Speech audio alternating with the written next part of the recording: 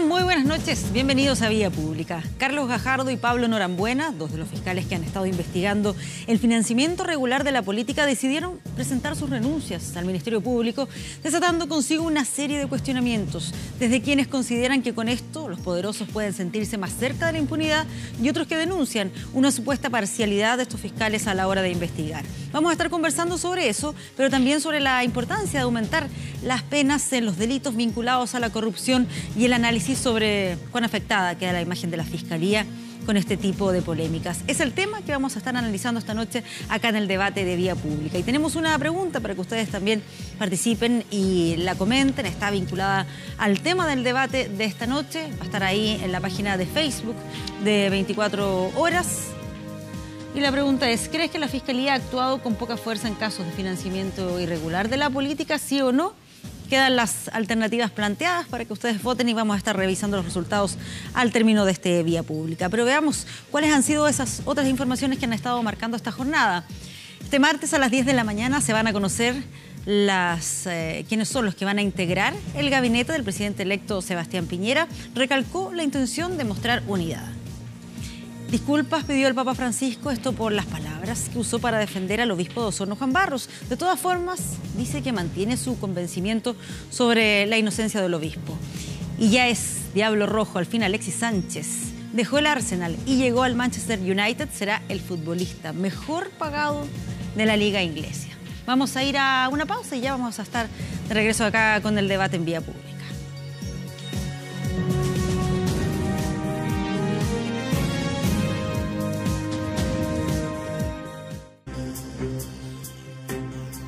Bueno, lo comentábamos al inicio de este Vía Pública, vamos a estar analizando lo que ha ocurrido con esta renuncia de los fiscales Carlos Gajardo y Pablo Norambuena, cuáles son las implicancias que tiene esta decisión. Estamos junto a Pablo Collada, director ejecutivo de Fundación Ciudadano Inteligente. Pablo, muchas gracias por estar aquí esta noche. No, muchas gracias. Buenas noches. Pedro Ortustegui, abogado penalista, exfiscal del Ministerio Público. También, Pedro, muchas gracias por estar aquí. Hola, Patricia. Y Enrique Aldunate, abogado penalista, querellante en el caso Penta. Enrique, gracias por estar también aquí en Vía Pública. Patricia. Y me gustaría primero conocer cuál es su apreciación en términos generales sobre lo que significa que haya renunciado a estos dos fiscales, cuál es la señal que finalmente se está enviando. Pablo, ¿cómo analizas tú lo ocurrido? Bueno, es una señal de absoluta frustración, ¿no?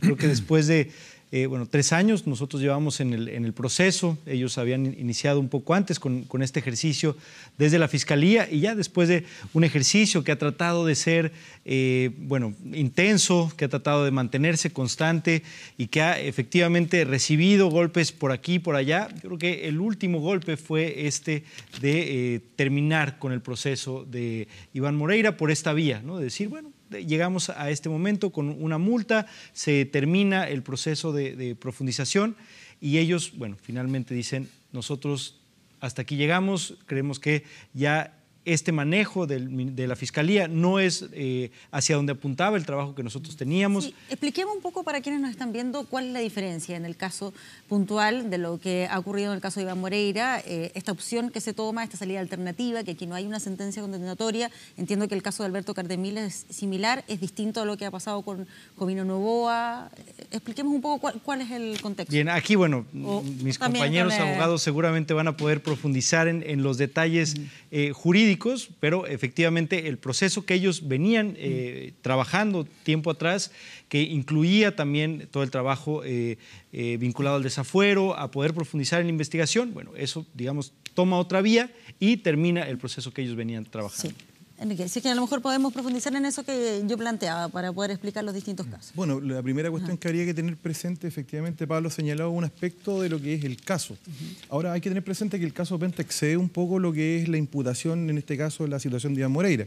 Hay que recordar que la acusación consta de más de 35 imputaciones a diversos, autores y partícipes que se detallan pormenorizadamente, la cual tenemos no solo la situación de Moreira respecto a lo que es el tema de la facilitación de boletas, sino que eventualmente también hay otros aspectos relativos a delitos de corrupción, los cohechos que están de por medio, eventualmente los delitos tributarios previstos en las formas más graves que sanciona el Código Tributario, y también obviamente la responsabilidad penal de las empresas respecto a una serie de situaciones que se ventilaron en esta investigación. Por lo tanto, nosotros, si bien entendemos que este hecho que marcó la renuncia de los fiscales es algo que en definitiva, en nuestro personal punto de vista, debilita un poco el Ministerio Público porque son fiscales que han tenido una destacada trayectoria. Por otro lado, también hay que tener presente que en cierta medida el caso Penta sigue su curso. Es un caso que ya tiene condenados, no hay que olvidar aquello.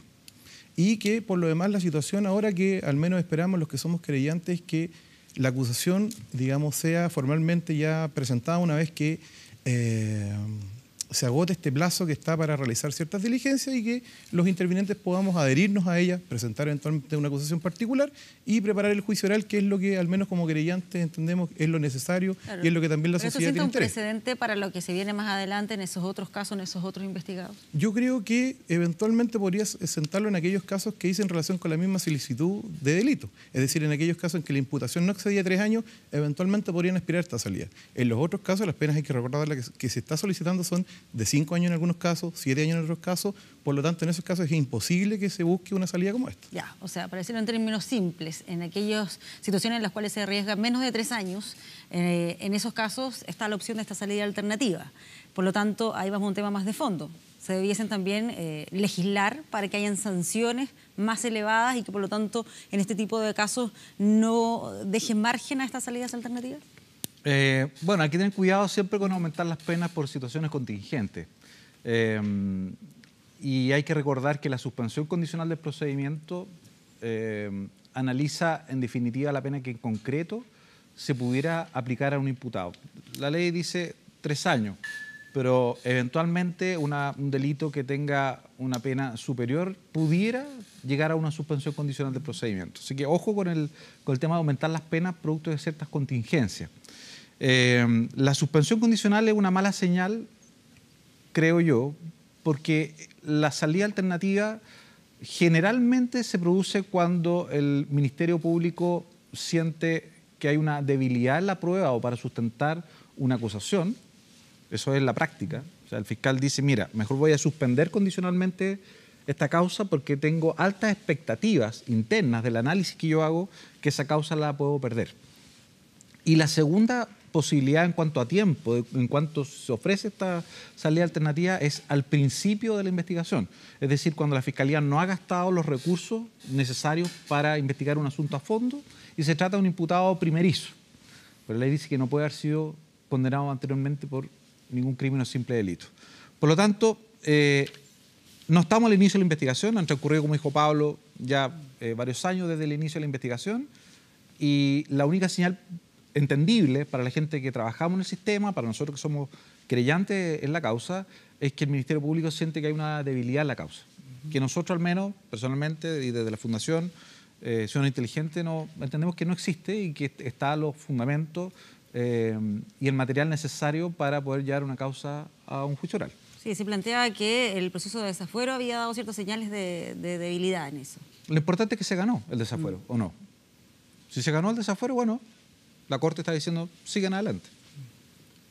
Sí, es complejo, lo digo también analizando el tema de aumentar las penas, que también ha aparecido dentro de todo el debate que se ha generado a raíz de la renuncia de los 2 fiscales. ¿Ese es un camino también a analizar? Bueno, yo creo que hay muchos caminos y entre todos adicional está el tema comunicacional. O sea, este es un caso que ha sido además muy complejo por muchas razones. Es un caso que levantó toda una serie o profundizó una serie de sospechas vinculadas al financiamiento de la política, ¿no? O sea, cuando se empiezan a clarificar estos casos, surge el caso Penta y de ahí empiezan a destaparse varias cuestiones. Bueno, empieza a acrecentarse esta noción de que la política ha venido financiándose de una manera bastante irregular y eso empieza a generar un ambiente de mucha ilegitimidad, de mucha desconfianza.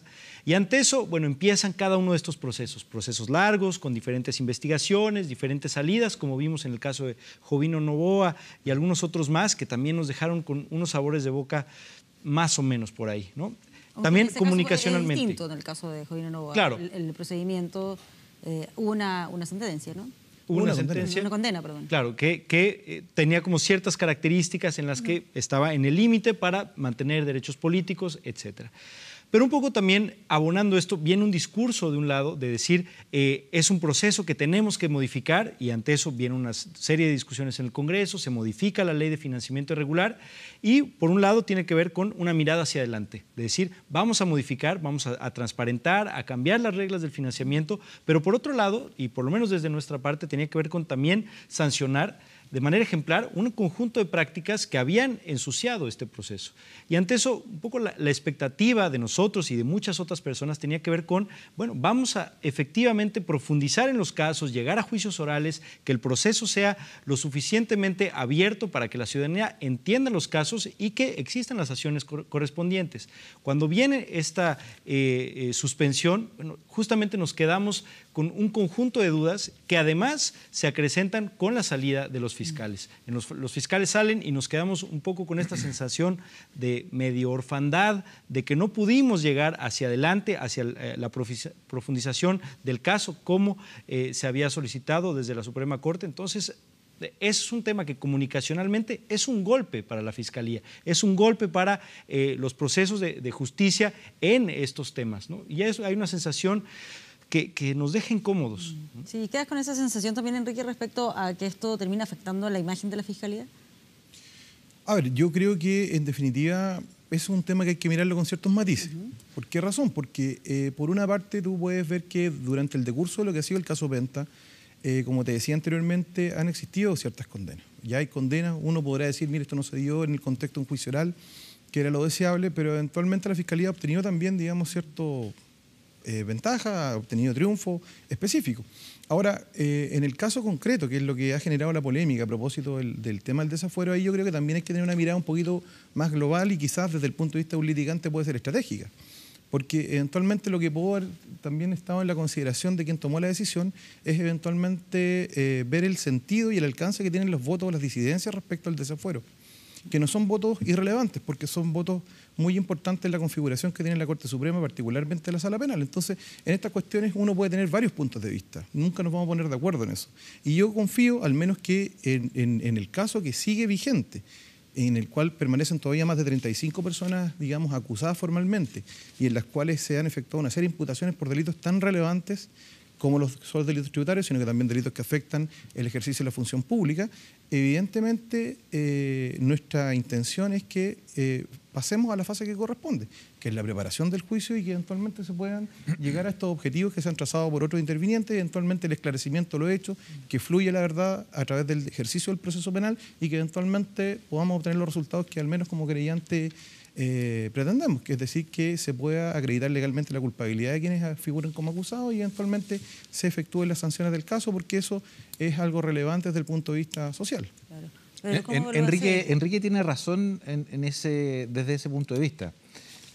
No se puede cuestionar, y aquí ojo que internamente, dentro de la Asociación de Fiscales y en general dentro del ámbito de la Fiscalía, se discute mucho si representar o no una cierta presión indebida para tomar esta decisión. Y aquí tenemos que tener muy claro que los que toman la decisión son los fiscales regionales y los fiscales son adjuntos al fiscal regional.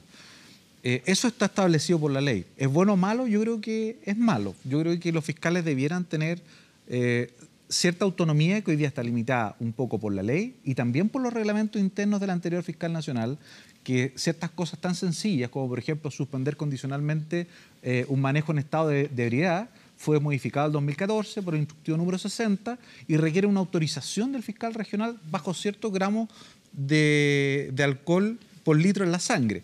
Entonces, finalmente, los fiscales se ven bastante acorralados en sus facultades. Para explicarlo en términos simples, quiere decir que esos fiscales que estuvieron años investigando no son los que finalmente toman la decisión sobre cuál va a ser el final de esto. Finalmente, la Ley Orgánica Constitucional del Ministerio Público permite a los fiscales regionales impartir instrucciones particulares a los fiscales sobre los casos que están tramitando. Sin embargo, el fiscal nacional tiene prohibido impartir instrucciones particulares en los casos. Por lo tanto, cada vez que, por ejemplo, no sé, estoy poniendo un ejemplo ficticio, o no tan ficticio. Cuando salió la prensa que el presidente del Senado había llamado al fiscal nacional para que dejara o no dejara sin efecto una solicitud de información respecto a los informes parlamentarios, ¿se acuerdan? El fiscal nacional no puede impartir una instrucción ni positiva ni negativa en un caso particular. Lo único que puede hacer son impartir instrucciones generales a todos los fiscales. Esa es la posibilidad que tienen, que son los famosos instructivos generales, en los cuales los fiscales, en el fondo, tienen que ir cumpliendo ciertas cosas que establece el fiscal para terminar determinados delitos. Y dentro de esas instrucciones generales está lo que yo les comentaba, el instructivo de 60, el oficio 60 del 2014, que limita las facultades que por ley tienen los fiscales a una reglamentación interna que coarte esa libertad. Claro, lo que dice el fiscal nacional cuando se hace pública esta renuncia, él recuerda que esta es una institución jerarquizada. Así es.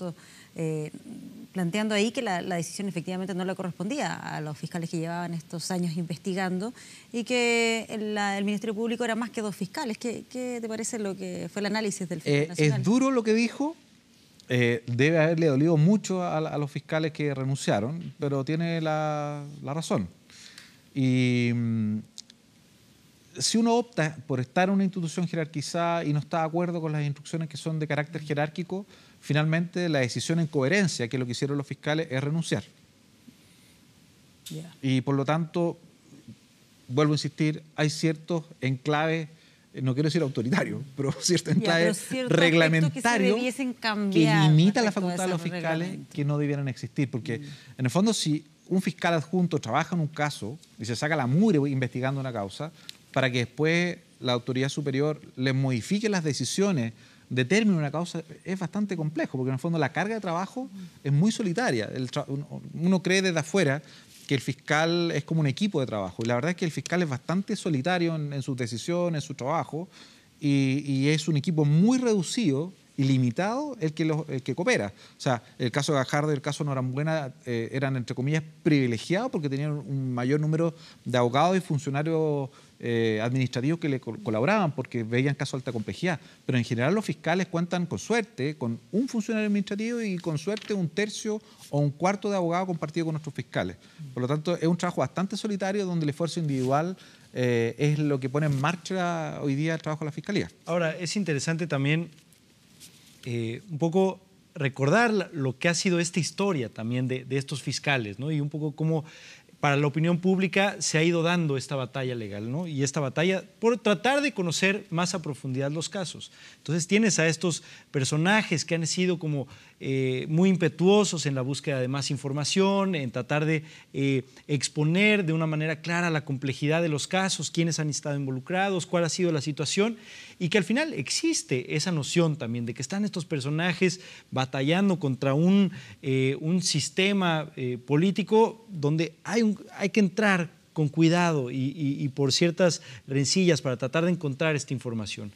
Y eso es un poco o sea, para quienes no estamos en los vericuetos del Ministerio Público, bueno, un poco lo que vamos enterando, ¿no? Y estos fiscales que ahí van dando la pelea frente a estos grandes personajes y que de pronto llega este punto en el que después de años de investigación hay una ruptura, porque es lo que es, en realidad una ruptura adentro del Ministerio Público, una ruptura entre el fiscal regional, como decía Pedro, y estos fiscales. Al final es una ruptura dentro del mismo sistema que dice hay un desacuerdo importante respecto a cómo tratar estos casos, y el desacuerdo viene entre los personajes que han estado trabajando durante ciertos años y un fiscal regional.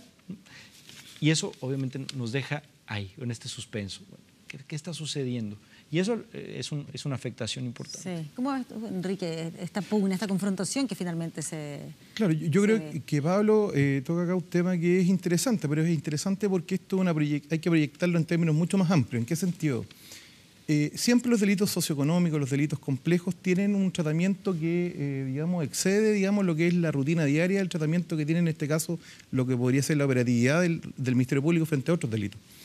El tema está en que, en general, los delitos complejos, los delitos de esta naturaleza, en sí mismos tienen un problema desde el punto de vista de quiénes son los sujetos, digamos, que resultan imputados. Es decir, no es, digamos, una posición, por así decirlo, vulnerable como es la generalidad de lo que es las personas que se ven enfrentados diariamente a un proceso penal.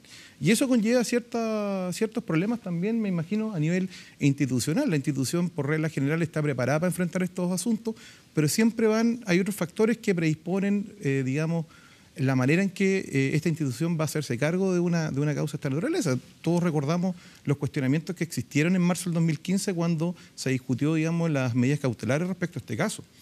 Y eventualmente habían como dos posiciones bien definidas, quienes estaban por la prisión preventiva y quienes se oponían a la prisión preventiva. Cuando un ciudadano, digamos, común y silvestre, por a veces motivo, por alguna desgracia, se ha enfrentado a lo que significa estar en un proceso penal, porque eso es general para cualquier persona, obviamente ahí uno no aprecia de repente ese tipo de resquemor, esa presión. O cuando le quitaron la causa de SQM. Bueno, evidentemente, o sea, ahí también, pero recuerdo un episodio también complejo, es decir, se toma una decisión del Ministerio Público de separar las investigaciones en su momento determinado y eso también generó, digamos, polémica. Ese punto que he visto en varias de los análisis, de las discusiones, que se dicen estos fiscales no investigaron del mismo modo o con el mismo énfasis, con el mismo entusiasmo a Penta en comparación con Soquimich. Pero lo cierto es que lo sacaron de la... Claro, acuérdense que fue esto entre gallo y medianoche con el anterior fiscal nacional de vacaciones y estaba, si no me equivoco, Solancho Huerta subrogando, si no me equivoco, y se toma esta decisión que no se sabe muy bien quién la tomó.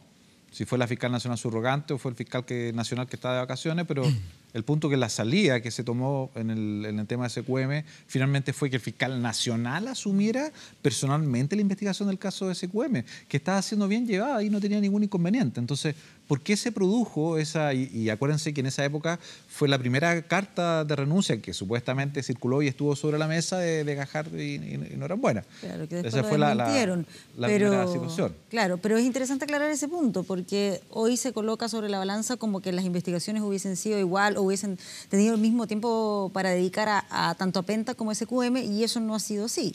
SQM parte un poco después.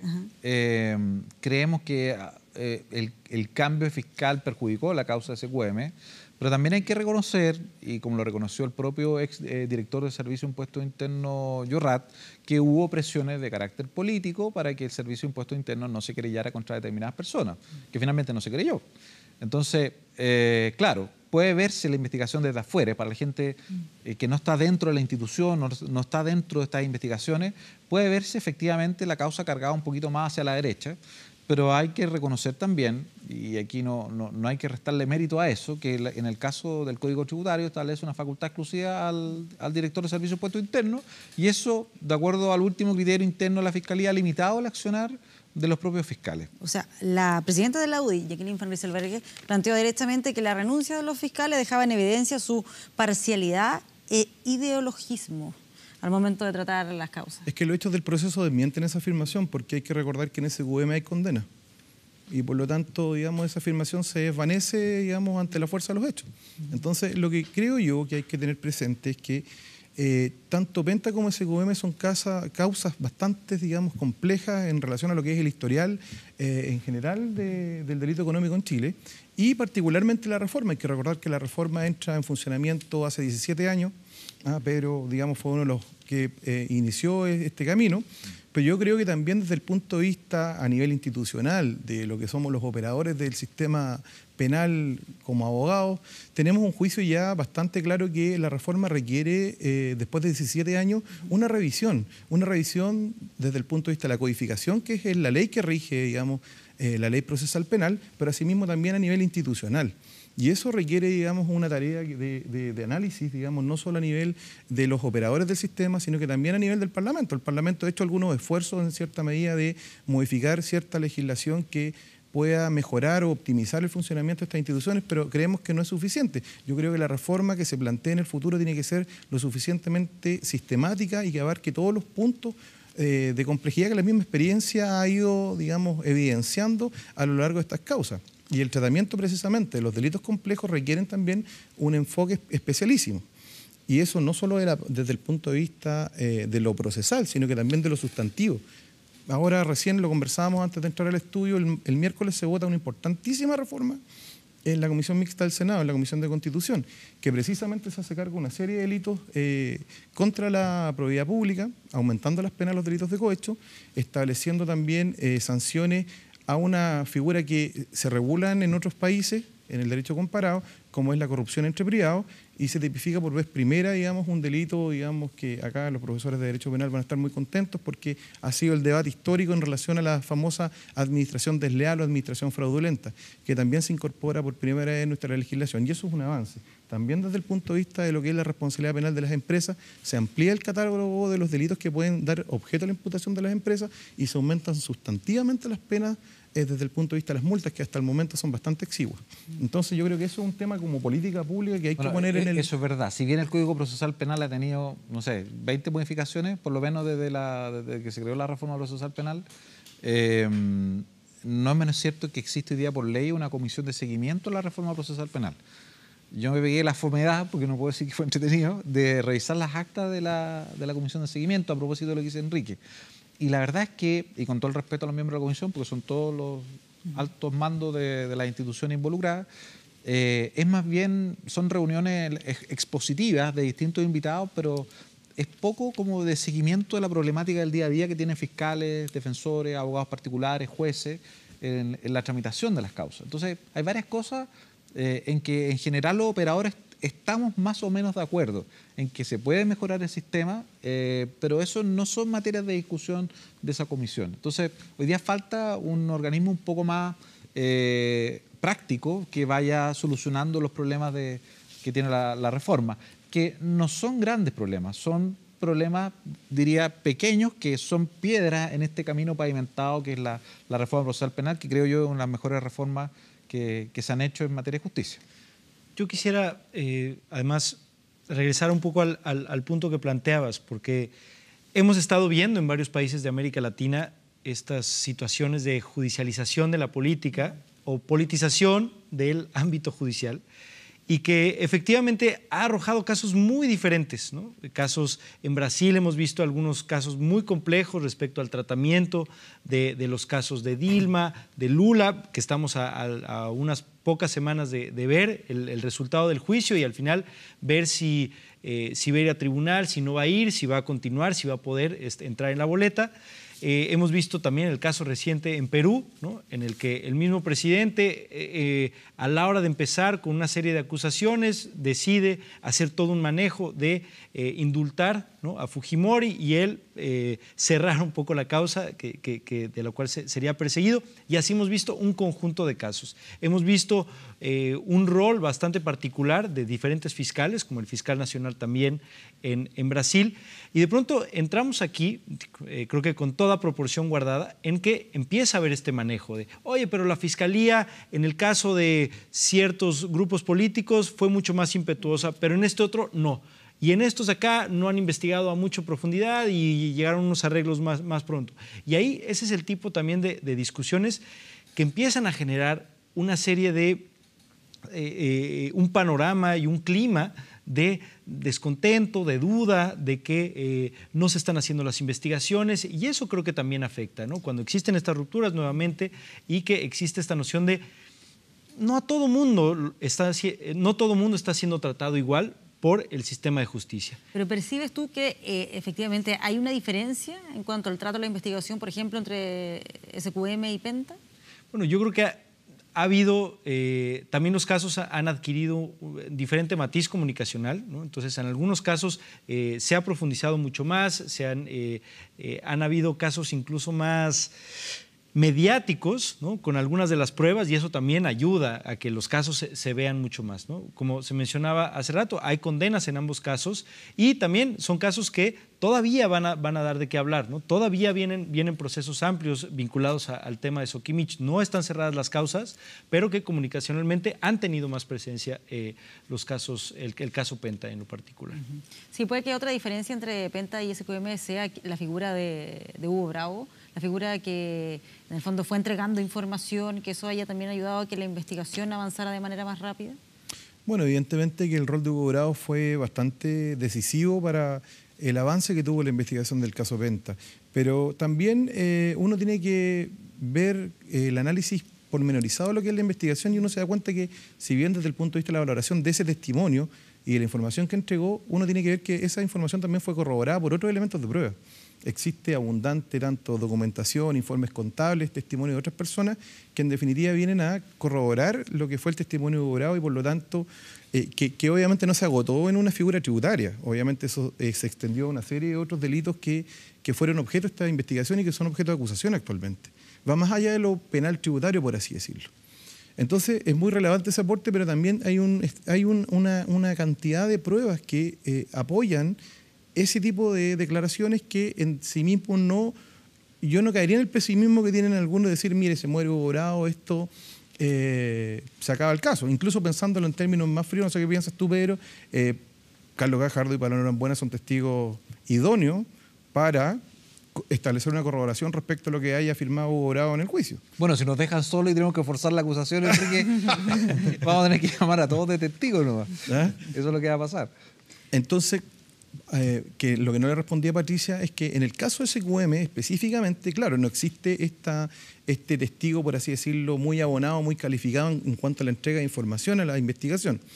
Pero obviamente el punto de similitud inicial dice relación con lo que Pablo ha enfatizado esta noche, que es lo que dice relación con ese aspecto de lo que es financiamiento a través de eventualmente facilitación del tema de las boletas.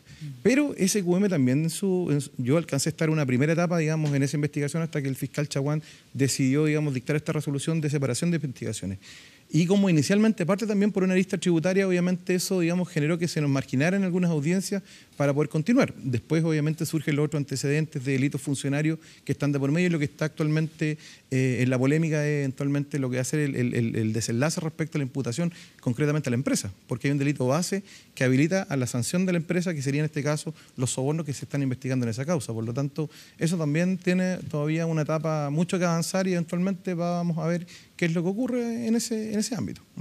Bien, veremos qué es lo que pasa finalmente con lo que resta de investigaciones. Les quiero agradecer por acompañarnos acá esta noche con el análisis que nos han entregado aquí en el debate de Vía Pública. Gracias a ti, Patricia. Muchas gracias. Vamos a una pausa y ya regresamos con más Vía Pública.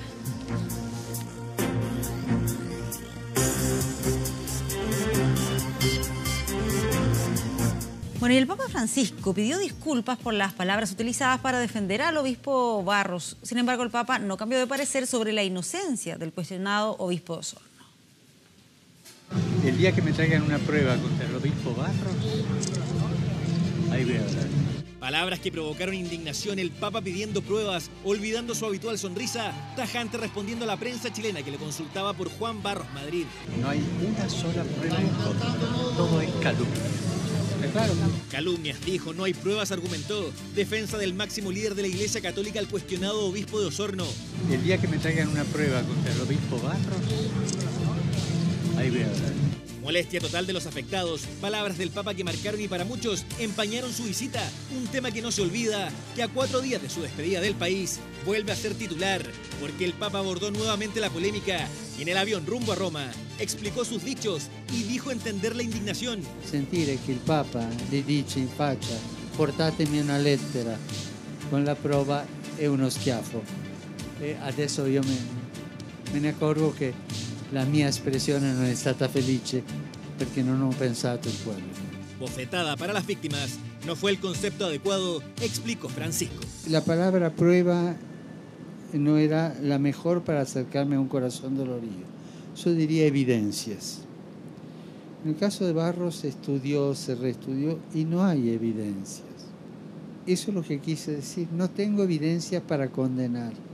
Si yo condenara sin evidencia o con certeza moral, sin certeza moral, cometería yo un delito de mal juez.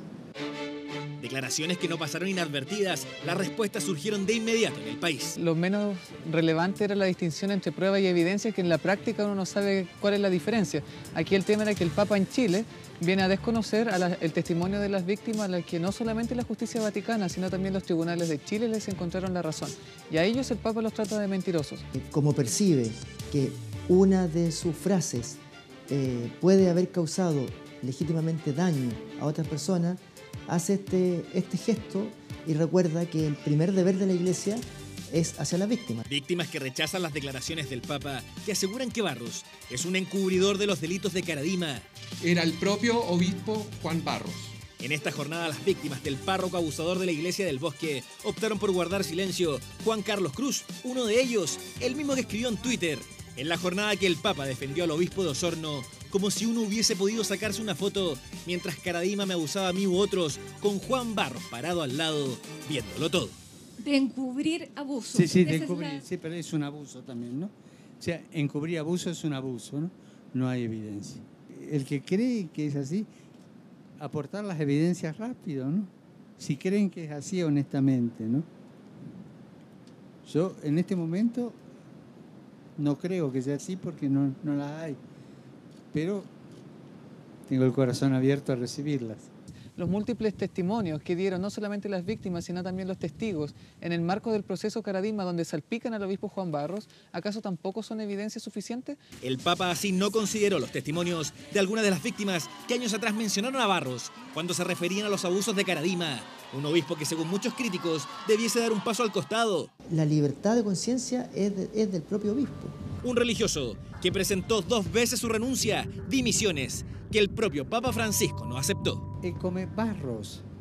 Barros portava lì 20 anni di vescovo già. Per lui è stato prima ausiliare Valparaíso, poi vescovo di Iquique e poi vescovo militare. Ma chiediamo la dimissione a lui, forse spiegandole. E lui generosamente ha dato la dimissione. È venuto a Roma e ha detto no, così non si gioca. Perché questo è ammettere colpabilità previa. È andato avanti tutto questo movimento di protesta e io ho detto, lui mi ha dato la dimissione per seconda volta. Io ho detto no, tu vai. Y por eso Barros continuó, porque el Papa está convencido de su inocencia. Barros resterà lì se io non trovo il modo di condannarlo. Non posso condannarlo perché non ho le evidenze, ma anche io sono convinto che è innocente. Polémica que en Chile continúa. Barros no ofició misa este fin de semana y la expectación se mantiene en Osorno. ¿Qué ocurrirá con él? ¿Qué decisión adoptará si es que analiza alguna? Por ahora, hay respaldo papal y es total, porque el líder de la Iglesia solo reconoció un error de concepto, lo que no cambia su convicción. Para él, Barros es inocente. No hay evidencia que diga lo contrario, dijo el Papa Francisco. Y mañana a las 10 el presidente electo Sebastián Piñera dará a conocer al equipo de ministros que lo va a acompañar a partir del 11 de marzo. Será un gabinete de unidad, dijo el futuro mandatario. ¡Sorpresa! Decenas de cámaras y periodistas. Y es que la expectación fuera de las oficinas de Sebastián Piñera aumenta a cada minuto que pasa. Todo porque ya se inicia el conteo regresivo, pues en menos de 24 horas se conocerán los 23 ministros del próximo gabinete del presidente electo. Tanto que incluso su hermana se da tiempo de bromear. Todo en la jornada previa al nombramiento, uno en el que se podrían replicar imágenes como esta, con la entrega del simbólico pendrive para que rápidamente cada ministro comenzara a trabajar. El material de manos del presidente electo. Lo cierto es que a pesar de que el anuncio será este martes, ya hay una eventual confirmada como ministra, aunque no precisamente por el mandatario electo, sino por su compañero de radio. Excusar a Cecilia Pérez, que en estos minutos está en tareas relacionadas con el gobierno del presidente electo Sebastián Piñera. Ella será ministra, secretaria general de gobierno. Una confirmación que molestó a Cecilia Pérez, pues más allá de que su nombre suena y resuena, era el presidente electo quien debía nombrarlos. Otro de los seguros en el listado es Andrés Chadwick, quien volvería a asumir en Interior, al igual que Felipe Larraín en Hacienda. Eso mientras permanece la duda en la Secretaría General de la Presidencia, en la que sonó con fuerza Cristian Monkeberg, aunque también asoma en Vivienda. Mientras no suene como Guatapique, está todo bien. Que nos van a criticar o las opiniones van a ser por cualquier lado, porque si se repiten el plato van a criticar por eso. Si son todos nuevos van a decir que el gabinete es muy inexperto. Creemos que los equilibrios se van a dar en la globalidad. Lo más importante, no vamos a tener una tercera oportunidad de poder demostrarle al país que son nuestras ideas las que sacan adelante a los países. Secretaría General de la Presidencia, que según algunos podría ser ocupado nuevamente por Cristian Larroulet o por su joven jefe programático Gonzalo Blumel. Gonzalo Blumel o cualquier otra persona está en el segundo piso, en el primer piso, fuera de la moneda, dentro de la moneda, pero está sirviendo al país, para nosotros se cumple plenamente nuestro objetivo. Un gabinete que además incluiría el nombre de Marcela Cubillos en el Ministerio de la Mujer, Hernán Larraín en Justicia, Felipe Ward en Bienes Nacionales, Alberto Espina en Defensa, entre otros. Yo he planteado con mucha fuerza que aspiramos a hacer un gobierno de unidad y al servicio de todos los chilenos. Y el gabinete va a ser un fiel reflejo de esa voluntad. Eso mientras en el Congreso se alistan todos los detalles para el nombramiento en el salón principal del ex Congreso Nacional. Silla por silla, una por una, para los nombrados y sus familias, intentando mantener el secreto hasta el último minuto.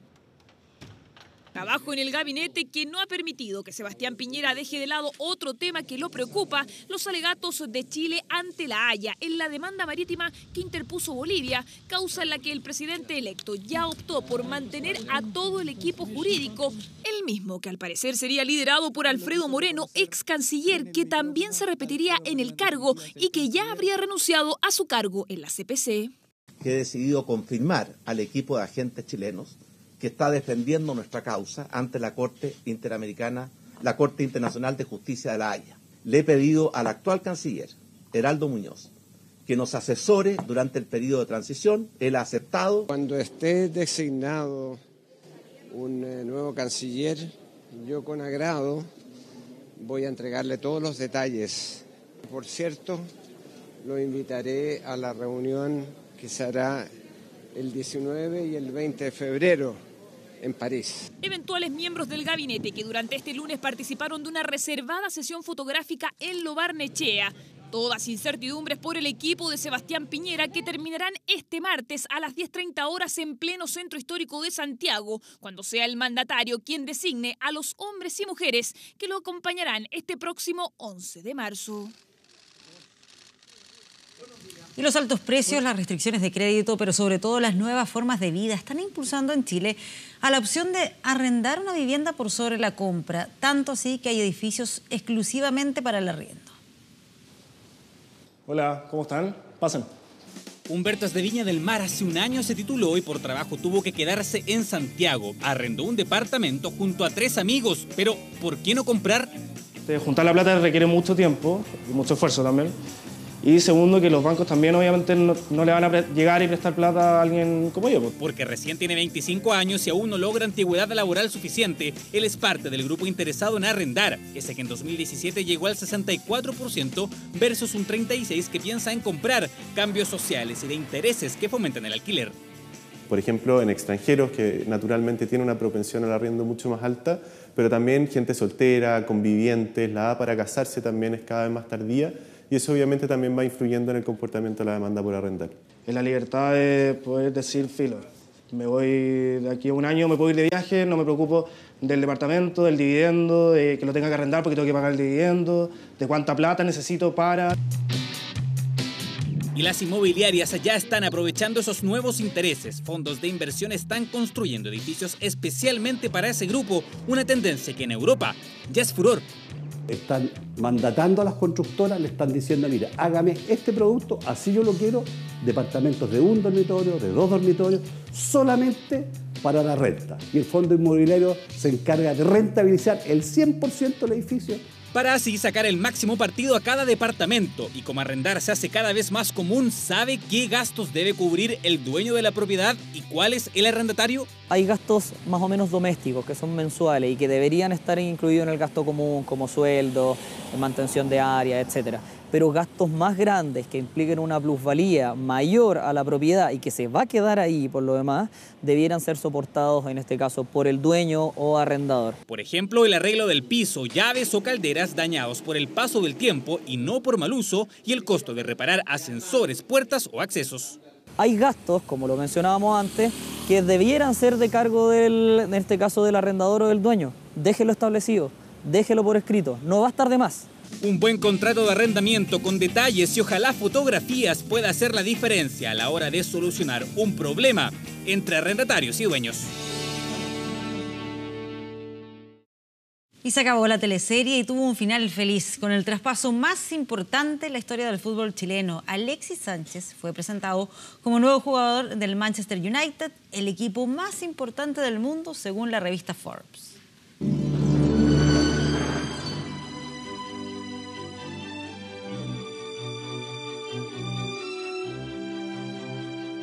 Como el mejor de los finales, tras largas jornadas de angustia. Abrázame, Rafael. De negociaciones. ¿Qué pasa? De exámenes médicos. ¿Para dónde crees que vais vos? Vos te venís conmigo. Esta extensa teleserie de Alexis y su traspaso llega a su fin.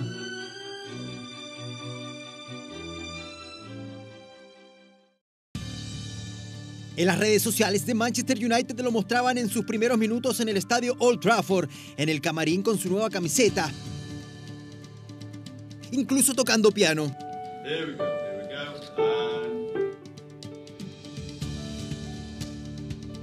Señoras y señores, por favor, tomen sus asientos.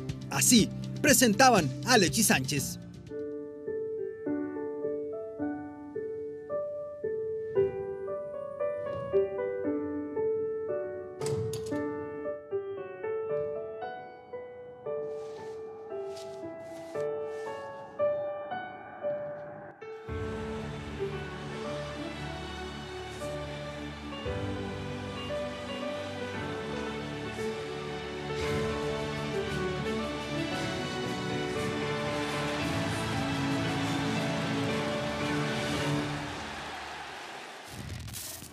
Un video de presentación alabado en todo el mundo con la música más popular del Teatro de los Sueños.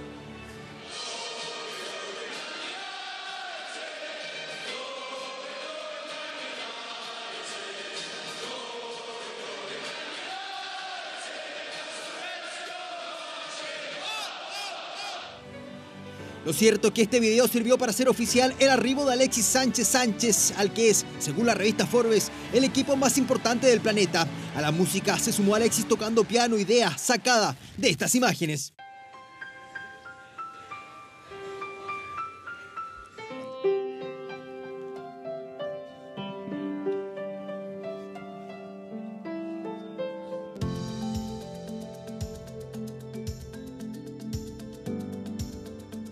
Tras publicar el video se agregó una serie de fotografías con el chileno vistiendo la camiseta de los Diablos Rojos, a la vez que se hacían públicas sus primeras declaraciones como jugador del United.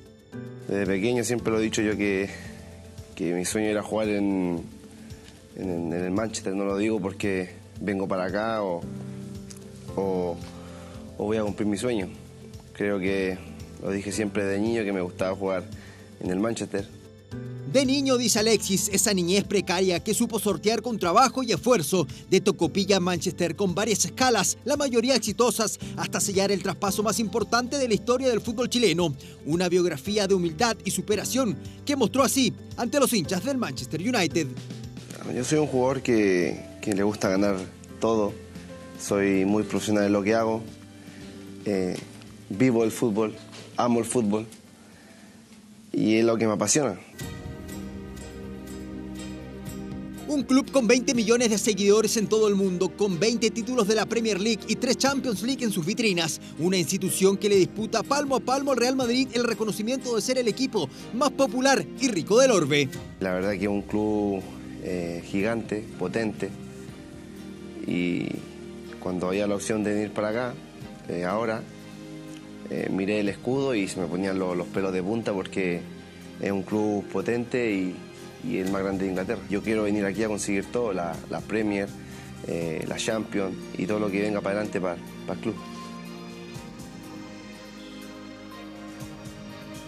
Y Sánchez llega con un estatus especial, será el futbolista mejor pagado de la liga, sobrepasando a jugadores como Paul Pogba, Romelu Lukaku, Zlatan Ibrahimovic y Sergio Agüero. Alexis ganará más de 400 millones de pesos a la semana, aunque hay que descontarle casi la mitad en impuestos. Además llega a calzarse la histórica camiseta número 7 del United que usaron algunas estrellas como Cristiano Ronaldo, David Beckham o Eric Cantona. Creo que cuando me dicen que lo tuvo Cristiano, Cantona, David Beckham, creo que y el número 7 creo que solo se te cumple el sueño en la cabeza.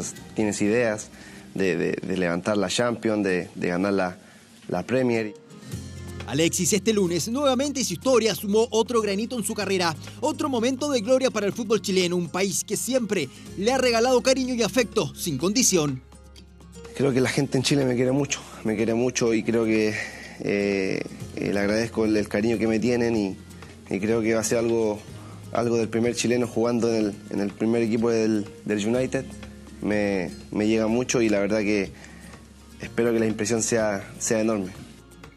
Enorme como el talento del niño maravilla, que no llega como un niño Manchester United, sino que como una superestrella. Primeras horas de Alexis en los Diablos Rojos, que marcan el fin de una teleserie que a ratos fue tediosa, pero que este lunes 22 de enero tuvo un final feliz.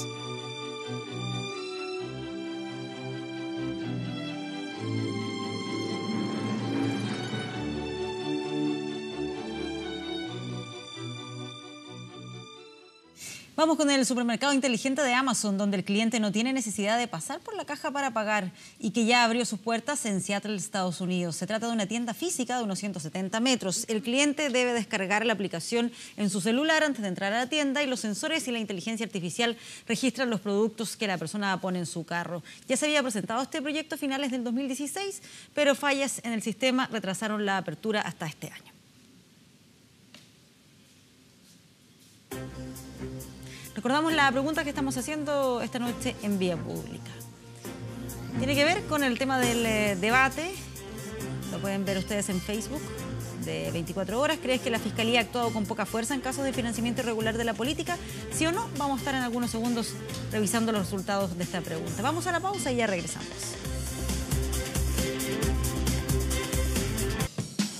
Volvemos a Vía Pública con los resultados de la encuesta que les estábamos planteando en el día de hoy y en la página de Facebook de 24horas.cl. ¿Crees que la Fiscalía ha actuado con poca fuerza en casos de financiamiento irregular de la política? Sí, en un 93%. Apenas un 7% cree que no. ¿Qué información tiene nuestro portal de noticias? Aguas Andinas cancela la alerta temprana preventiva por la lluvia en la alta cordillera.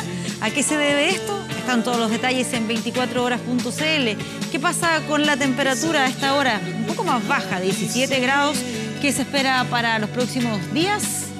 30 grados para este martes y sube aún más el miércoles con 31 grados. Escuchamos a la banda británica The Cooks, que celebra este año una década juntos y eligieron Chile para venir a celebrarlo. Los británicos, originarios de Brighton, ya confirmaron una fecha para el próximo 8 de mayo. Y con su música llegamos al final de este Vía Pública. Que descansen. Buenas noches.